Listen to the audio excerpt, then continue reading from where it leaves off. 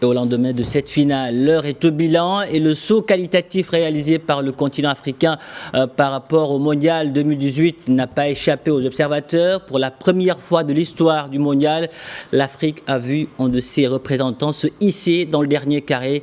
L'exploit des Lions de l'Atlas devrait en appeler d'autres. Écoutons à ce propos notre confrère Anas Bakhar.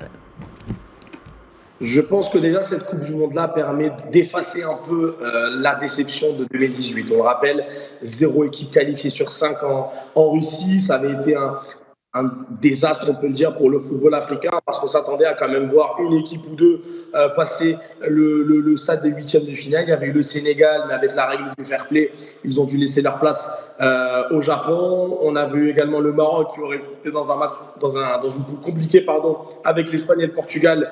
Malheureusement, ça ne s'est pas fait. Et on a vu ces deux équipes-là enfin s'illustrer à l'échelle internationale avec un huitième de finale d'abord pour le Sénégal, malheureusement perdu face à une équipe d'Angleterre peut-être trop forte, face à une équipe du Sénégal sans Sadio Mané, on le rappelle quand même, ce qui est quand même un exploit pour eux d'avoir montré un tel collectif sans leur star du Bayern Munich.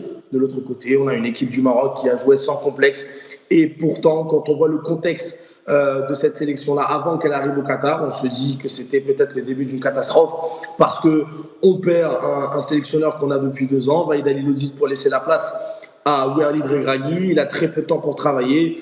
Il l'a montré néanmoins dans ses matchs amicaux avec 0 but encaissé jusqu'au début de la compétition, 0 défaite. Les Sénégalais et le Maroc, ils ont montré vraiment que le football africain pouvait enfin montrer quelque chose à l'échelle internationale, ce qui était important pour eux. Même le Cameroun avec cette victoire de prestige face à la Seleção de Neymar et Richarlison.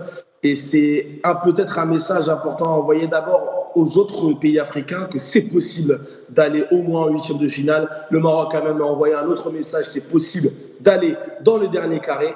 Et c'est un message d'espoir pour les sélections africaines qui vont se retrouver dans un peu plus d'1 an pour la Coupe d'Afrique des Nations en Côte d'Ivoire. Mais c'est vraiment c'est une édition qui était importante pour le football africain de montrer que tout était possible dans le football et que tout était possible en Afrique.